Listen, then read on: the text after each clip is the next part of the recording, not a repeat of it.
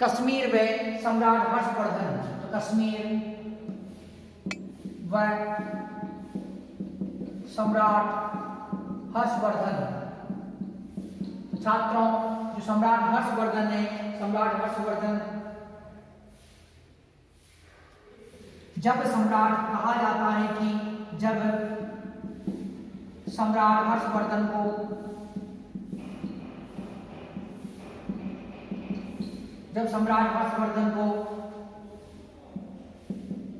पता चलता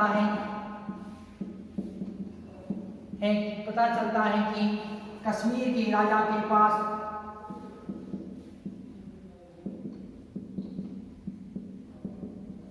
भगवान बुद्ध का दांत है, भगवान बुद्ध का दांत है, तो वह कश्मीर पर आक्रमण करता है, कश्मीर पर आक्रमण करता है तथा कश्मीर पर आक्रमण करता है तथा भगवान बुद्ध का दांत प्राप्त करता है।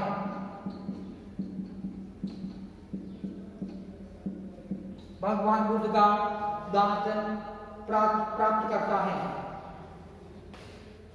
तो छात्रों, कश्मीर पर विजय की हमें जानकारी प्राप्त होती है इसके अंतर्गत कि कश्मीर के राजा के पास में भगवान बुद्ध का जो दांत था, तो जब सम्राट हर्षवर्धन को इस बात का पता चलता है तो वह कश्मीर के राजा पर आक्रमण करता है और कश्मीर का राजा भगवान बुद्ध का दांत उसे भेंट करता है। तो इस प्रकार से पता चलता है कि कश्मीर पर भी जो सम्राट हर्षवर्धन का क्या था, अधिकार था। इसके अतिरिक्त पंच भारत पर विजय, पंच भारत पर विजय,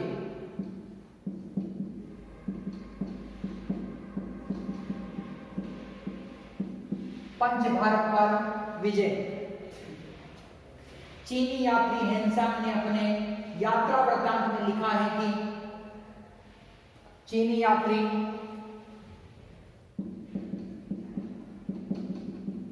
हेनसांग ने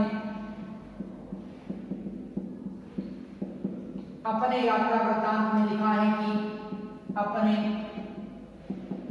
यात्रा वृत्तांत CU की में लिखा है कि CU की में लिखा है कि हर्षवर्धन ने कश्मीर, पंजाब, मिथिला, कश्मीर, पंजाब, मिथिला, CU की में लिखा है कि कश्मीर, पंजाब, मिथिला, कान्यकुंज, उत्कल, कान्यकुंज, उत्कल पर विजय प्राप्त की। छात्रों, पंच भारत पर विजय की हमें जानकारी प्राप्त होती है। ये किससे प्राप्त होती है? हेनसांग। 7वीं शताब्दी के अंदर चीनी यात्री हेनसांग था। इसने सम्राट हर्षवर्धन के समय के अंदर भारत की यात्रा की और इसने बताया इसने जो अपना यात्रा वृत्तांत लिखा, यात्रा वृत्तांत था CU की। तो CU की में इसने क्या बताया? कश्मीर, पंजाब, मिथिला, कान्य कुंज तथा उत्कल, ये इस पर विजय प्राप्त की। तो छात्रों, ये क्षेत्र था कौन सा? कश्मीर का, पंजाब का, मिथिला, कान्य कुंज, उत्कल, ये क्या कहलाता था? पंच भारत कहलाता था। तो इस पंच भारत के क्षेत्र पर सम्राट हर्षवर्धन द्वारा जो विजय प्राप्त की गई। मगध पर विजय, मगध पर विजय, मगध पर विजय। छात्रों, जो सम्राट हर्षवर्धन है, सम्राट हर्षवर्धन ने मगध के शासक पूर्णवर्मन, मगध का शासक कौन था? पूर्णवर्मन को पराजित किया। मगध का जो राजा है वो कौन है? पूर्णवर्मन है। और पूर्णवर्मन को जो सम्राट हर्षवर्धन द्वारा क्या किया गया? पराजित कर दिया गया। छात्रों, इसके बाद में पूर्वी भारत पर विजय। सम्राट हर्षवर्धन ने पूर्वी भारत पर आक्रमण किया और पूर्वी भारत पर भी विजय प्राप्त की। तो हम देखते हैं कि किन किन क्षेत्रों पर सम्राट हर्षवर्धन द्वारा विजय प्राप्त की गई। पूर्वी भारत पर विजय।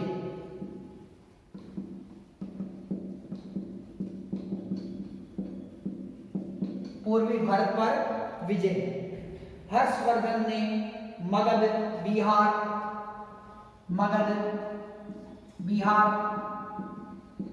उड़ीसा, आजकल ओडिशा के नाम से जाना जाता है, पहले उड़ीसा, मगध, बिहार, उड़ीसा, कोगोंडा,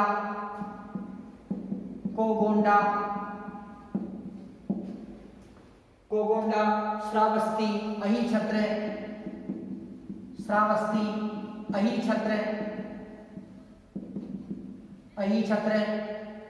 पर अधिकार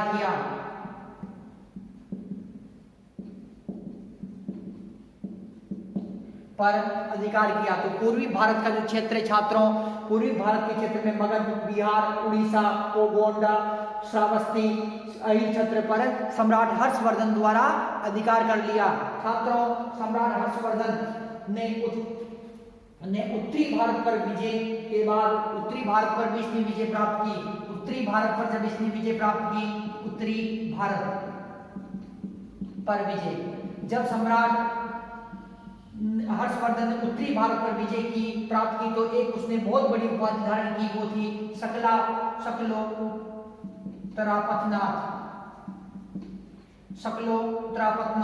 शकलोत्तरापथनाथ की उपाधि धारण की। किसने की छात्रों? हर्षवर्धन ने शकलोत्तरापथनाथ की उपाधि धारण की। तो इस प्रकार से छात्रों, सम्राट हर्षवर्धन ने संपूर्ण पूर्वी भारत, संपूर्ण उत्तरी भारत, संपूर्ण पश्चिमी भारत पर उसने विजय प्राप्त कर ली। अब सम्राट हर्षवर्धन दक्षिणी भारत पर आक्रमण करेगा और दक्षिणी भारत में भी एक चालुक्य वंश की प्रबल शक्ति है, राजा पुलकेशिन द्वितीय दक्षिणी भारत पर राज्य कर रहे हैं। तो दोनों शक्तियों के अंदर क्या होगा, अब जो युद्ध होगा। तो हम देखते हैं छात्रों, पुलकेशिन द्वितीय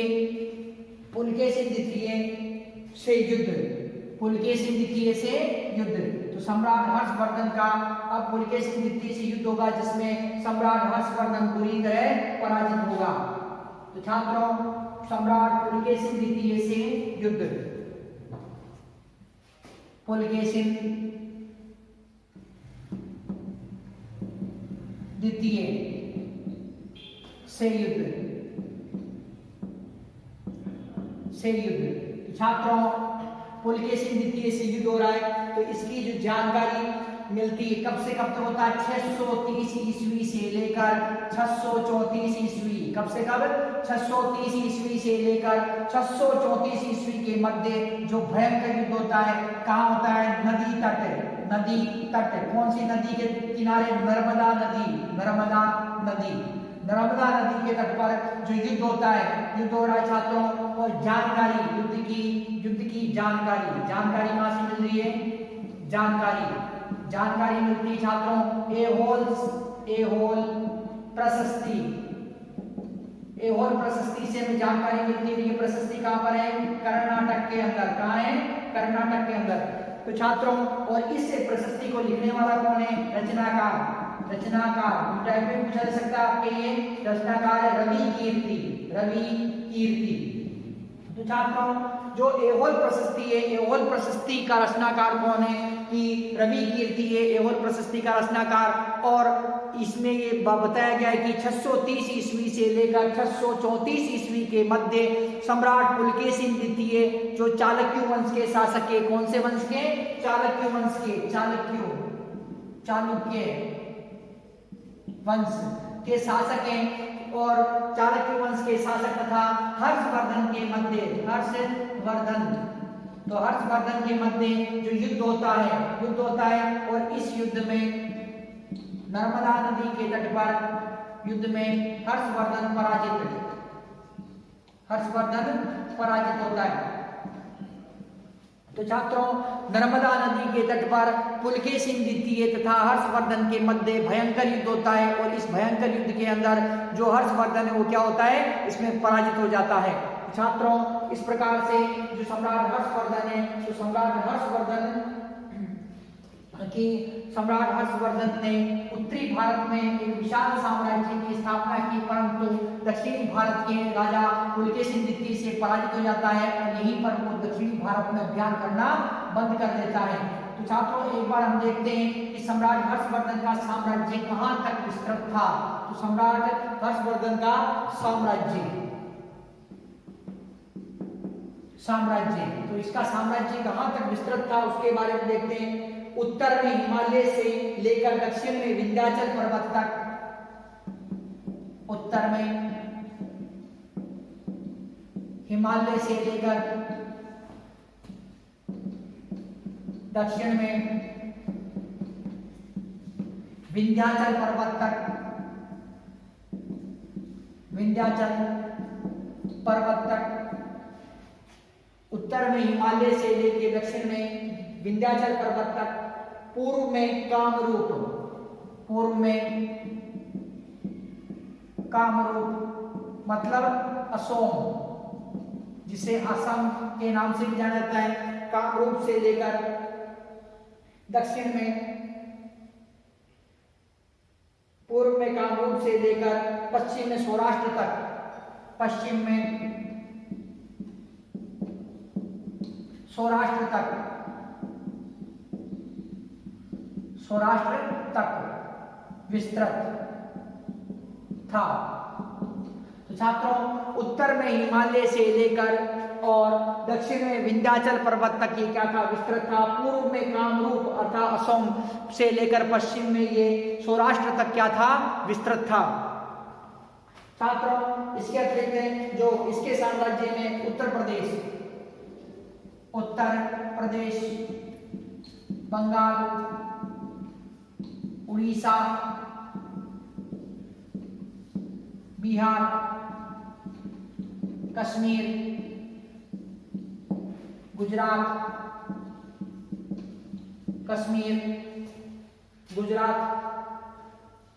वल्लभी,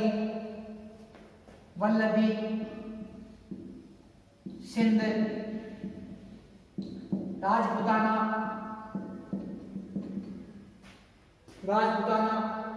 नेपाल, संपूर्ण उत्तरी भारत, नेपाल, संपूर्ण उत्तरी भारत था। तो छात्रों, जो इसका जो साम्राज्य, इसके साम्राज्य के अंदर इसके साम्राज्य में उत्तर प्रदेश, बंगाल, उड़ीसा, बिहार, कश्मीर, गुजरात, वल्लभी, सिंध, राजपूताना, संपूर्ण उत्तरी भारत और नेपाल इसके जो साम्राज्य के अंदर जाते थे। छात्रों, अब हम देखते हैं कि सम्राट हर्षवर्धन ने एक विशाल साम्राज्य की स्थापना कर ली और स्थापना करने के बाद में जो इसके प्रशासन के बारे में अध्ययन करते हैं कि राजनीतिक व्यवस्था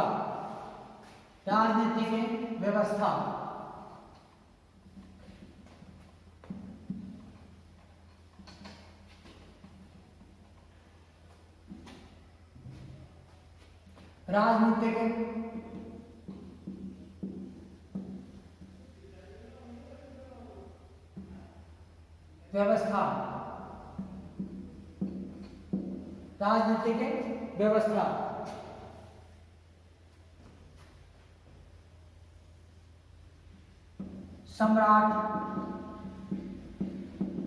हर्षवर्धन ने अपने विशाल साम्राज्य को दो भागों में बांट रखा था। अपने विशाल साम्राज्य को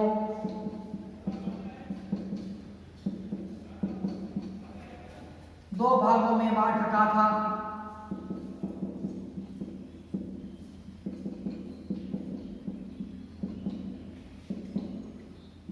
केंद्रीय प्रशासन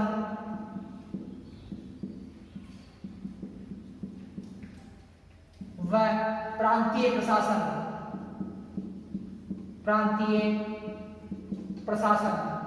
किस किस भाग में? केंद्रीय प्रशासन व प्रांतीय प्रशासन, तो दो भागों के अंदर जो बांट रखा था। छात्रों, निरंकुश राजतंत्रात्मक व्यवस्था का प्रचलन, निरंकुश राजतंत्रात्मक व्यवस्था का प्रचलन।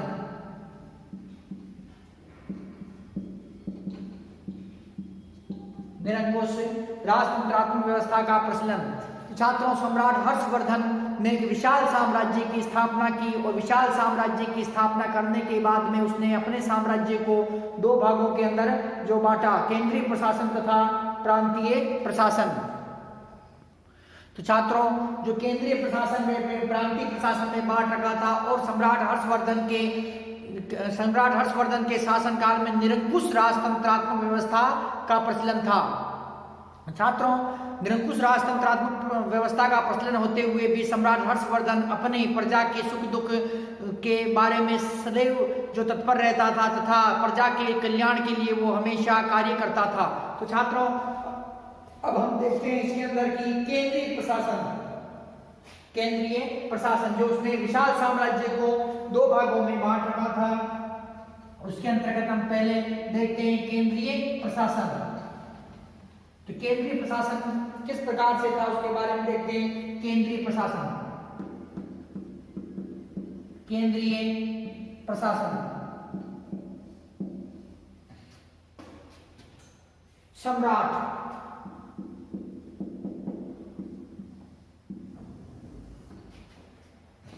सर्वोच्च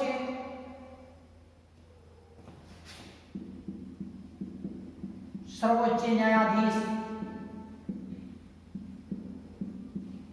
सर्वोच्च प्रशासनिक अधिकारी,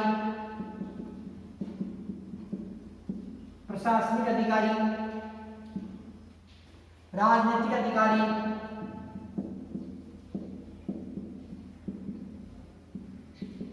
धार्मिक अधिकारी,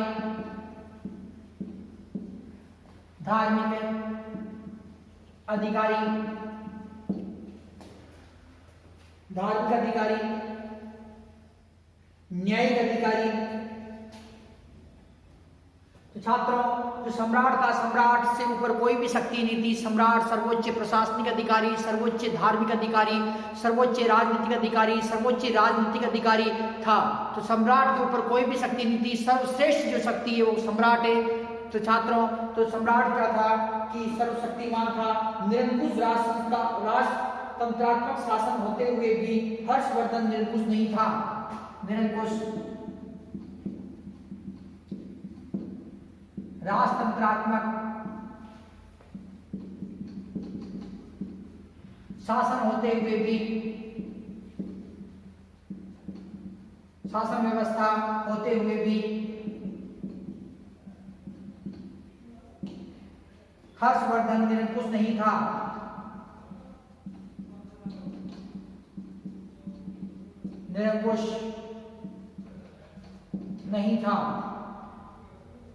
हर्षवर्धन निरंकुश नहीं था। प्रजा के सुख दुख की जानकारी के लिए वेश बदलकर गुप्त रूप से भ्रमण करता था। प्रजा के सुख दुख की जानकारी रखने के लिए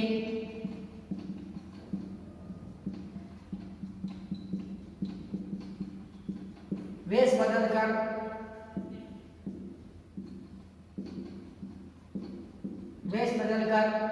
प्रजा के सुख दुख की जानकारी रखने के लिए वेश बदलकर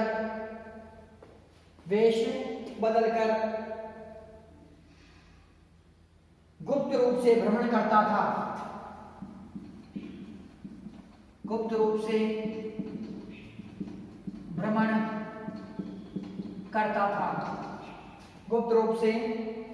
करता था।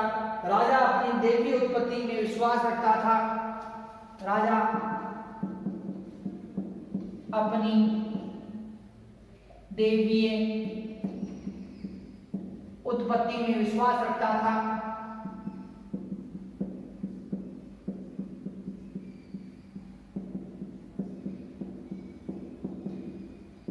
देवी उत्पत्ति में विश्वास रखता था।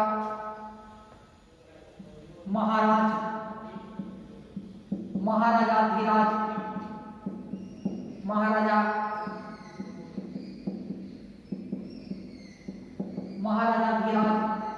परम भट्टारकर, परमेश्वर, परमेश्वर, परम भट्टारकर, परमेश्वर, चक्रवर्ती जैसी उपाधियां धारण करता था। चक्रवर्ती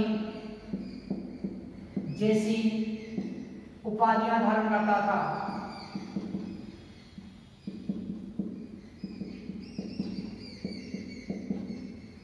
उपाधियां धारण करता था। तो सम्राट हर्षवर्धन है छात्रों, सम्राट हर्षवर्धन के समय के अंदर निरंकुश राजतंत्रात्मक शासन व्यवस्था थी, परंतु राजा निरंकुश नहीं था, अर्थात सम्राट हर्षवर्धन निरंकुश नहीं था और अपनी प्रजा के सुख दुख के लिए, अपने प्रजा के कल्याण के लिए वो क्या करता था कि निरंतर गुप्त वेश धारण करके और वो भ्रमण करता था, ताकि उसे पता चल सके कि मेरी प्रजा है वो कहाँ पर दुखी है और मेरी प्रजा को क्या क्या परेशानी है, तो उसके बारे में जानकारी उसे प्राप्त हो सके। तो छात्रों, जो सम्राट हर्षवर्धन है, सम्राट हर्षवर्धन सर्वोच्च न्यायाधीश, सर्वोच्च प्रशासनिक अधिकारी, सर्वोच्च राजनीतिक अधिकारी तथा सर्वोच्च धार्मिक अधिकारी था। साथ ही छात्रों, राजा अपनी देवी उत्पत्ति में, अर्थात वो अपनी देवी उत्पत्ति के अंदर विश्वास रखता था। देवताओं का वो प्रतिनिधि है, तो देव प्रतिनिधि के रूप, देवताओं के प्रतिनिधि के रूप में वो यहाँ पर कार्य कर रहा है, तो ये जो वो विश्वास रखता था। और जो वर्धन वंश के शासक थे वो महाराजा धीराज, परम भट्टारकर, परमेश्वर, चक्रवर्ती जैसी बड़ी बड़ी उपाधियां धारण करते थे। छात्रों, मंत्री परिषद व अधिकारी, केंद्रीय प्रशासन में हम देखते हैं कि सम्राट हर्षवर्धन के शासनकाल के अंदर कौन कौन से मंत्री थे तथा जो मंत्री परिषद था और अधिकारी कौन कौन से थे, इनके कार्य क्या क्या थे, तो उसके बारे में हमें चर्चा करते हैं। छात्रों, सम्राट हर्षवर्धन ने अपने विशाल साम्राज्य को सुचारू रूप से चलाने के लिए सम्राट हर्षवर्धन ने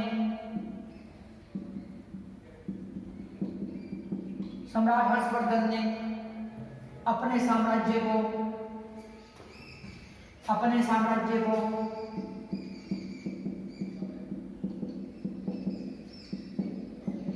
सुचारू रूप से चलाने के लिए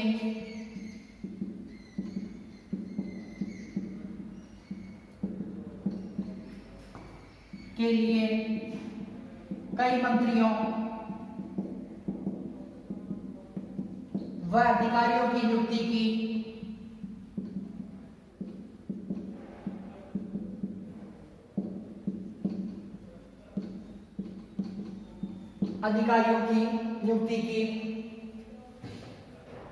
मंत्री को अमात्य या सचिव कहा जाता था।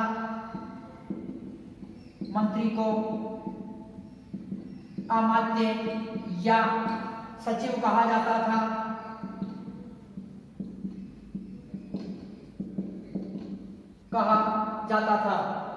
मंत्री को अमात्य या सचिव कहा जाता था। छात्रों, अब हम देखते हैं कि हर्ष के जो मंत्री थे वो कौन कौन से थे। अवंती किसी पद का नाम नहीं है छात्रों, ये अवंती है जो आदमी का नाम है और हर्ष द्वारा ये नियुक्त किया गया था। तो अवंती हर्ष का विदेश सचिव, जो हर्ष का जो ये महासंधि विग्रहिक, हर्ष का महासंधि विग्रहिक, या इसके अंदर ये कह सकते हैं छात्रों कि हर्ष के समय के अंदर जो अवंती था ये जो युद्ध में शांति का अधिकारी था। तो युद्ध में शांति का अधिकारी, युद्ध में शांति के अधिकारी, इस पोस्ट पर नियुक्ति दी थी से अधिकारी। अवंती नाम का एक विश्वास पात्र व्यक्ति था, उस विश्वास पात्र व्यक्ति को युद्ध में शांति का मंत्री बनाया, अर्थात युद्ध में शांति का अधिकारी या मंत्री बनाया। सिंहनाद सेनापति, हर्ष का क्या था ये सेनापति था। कौन था? सिंहनाद नाम का व्यक्ति। कुंतल अश्व सेना का प्रधान, मतलब घोड़े वाली सेना। कुंतल अश्व सेना का प्रधान, तो कुंतल कौन था छात्रों? अश्व सेना का ये प्रधान था। इसके अतिरिक्त स्कंदगुप्त स्कंदगुप्त। स्कंदगुप्त कौन था छात्रों? ये था गज सेना, मतलब हाथी वाली सेना, गज सेना का प्रधान। छात्रों तो ये सम्राट हर्षवर्धन है। सम्राट हर्षवर्धन ने अपने विश्वास पात्र व्यक्ति, जैसे जो अवंती नाम का जो व्यक्ति है, इसे युद्ध व शांति का मंत्री बनाया। सिंहनाद नाम के व्यक्ति को सेनापति बनाया अपना।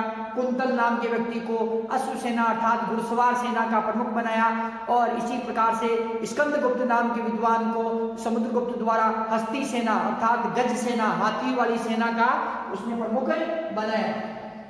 इसके अतिरिक्त सम्राट हर्ष ने प्रधानमंत्री, सेनापति जो उसके अधिकारी थे उनमें देखते हैं छात्रों, सम्राट हर्षवर्धन ने प्रधानमंत्री,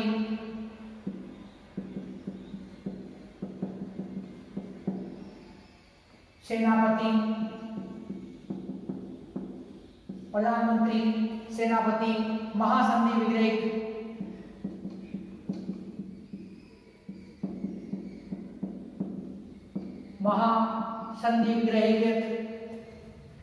महासंधि विग्रहिक, अक्षय पटलिका,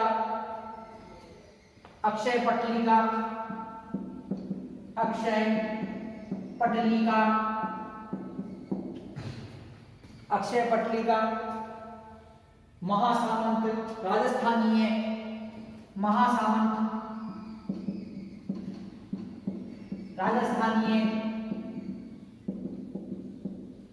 महासेवक,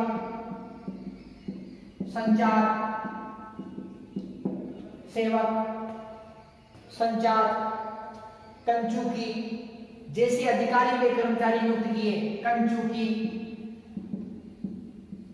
जैसे अधिकारी व कर्मचारी नियुक्त किए।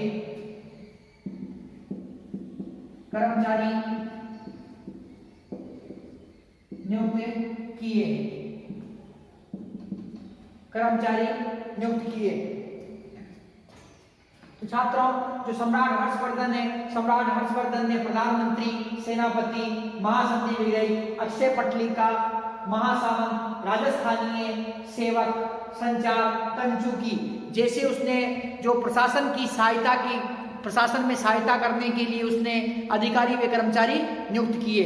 तो छात्रों अब हम देखते हैं कि जो प्रमुख अधिकारी थे उनके काम क्या थे। जिसे महाप्रतिहार नाम का जो अधिकारी उसका कार्य था राजप्रासादों का रक्षक। क्या था ये? राजप्रासादों का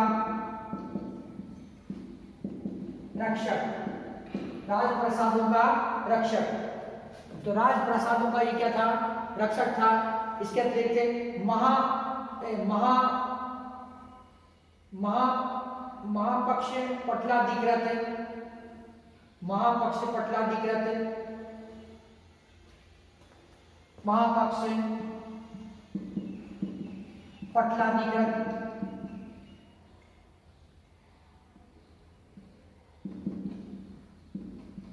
महापक्ष पटलाधिकृत, तो महापक्ष पटलाधिकृत नाम का जो विद्वान था वो था लेखा विभाग। क्या था? लेखा विभाग।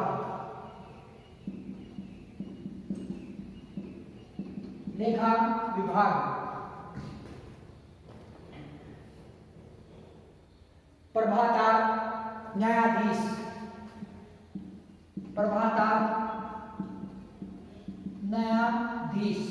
प्रभातार न्यायाधीश को कहते थे।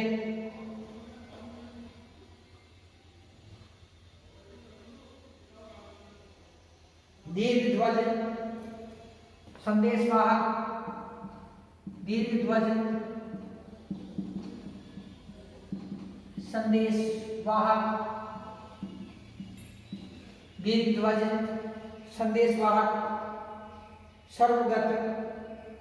सर्वगत गुप्तचर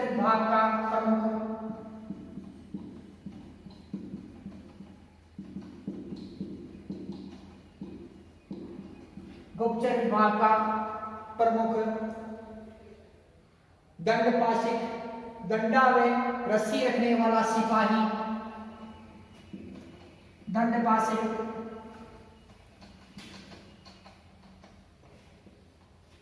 दंडपाशिक,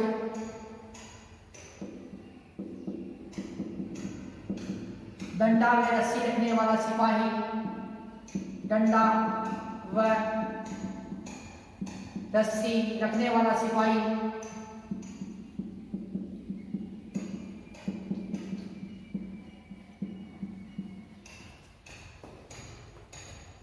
चोरोदारणिक,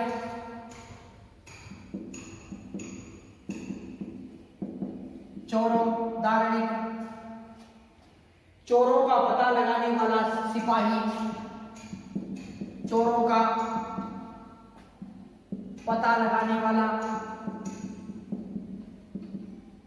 सिपाही,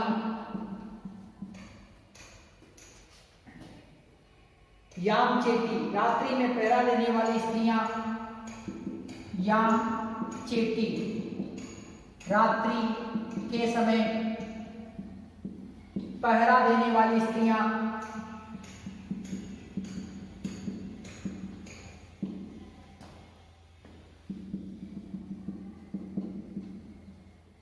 रात्रि के समय पहरा देने वाली स्त्रियां,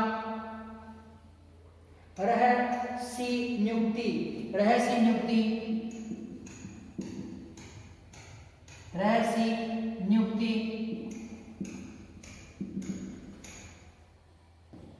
रहस्य नियुक्ति,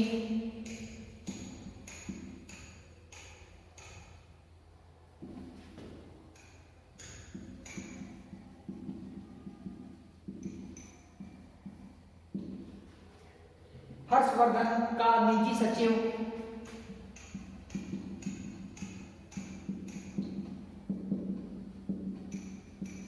तो छात्रों, जो सम्राट हर्षवर्धन ने अपने साम्राज्य को सुचारू रूप से चलाने के लिए प्रधानमंत्री, सेनापति, महासंधि विग्रही, अक्षय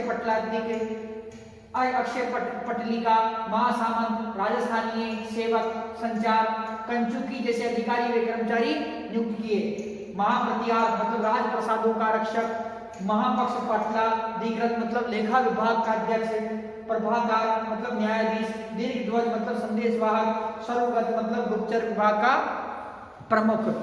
छात्रों, दंडपाशिक, दंडा व रस्सी रखने वाला सिपाही, चोरोदारणिक, चोरों का पता लगाने वाला सिपाही, याम चेटी, रात्रि के समय पहरा देने वाली स्त्रियां, इसके अतिरिक्त रहस्य नियुक्ति, हर्षवर्धन का सचिव। तो छात्रों, तो इस प्रकार से तो ये उसने अपने प्रशासन को चलाने के लिए जो प्रमुख अधिकारियों की नियुक्ति की। छात्रों, सम्राट हर्षवर्धन का जो समय कहलाता है वो सामंतवाद का जो उदय, सम्राट हर्षवर्धन के शासनकाल के अंदर सामंतवाद ने अपने पांव जमाने शुरू कर दिए और सामंतवादी व्यवस्था संपूर्ण भारत के अंदर जो फैल गई। तो छात्रों,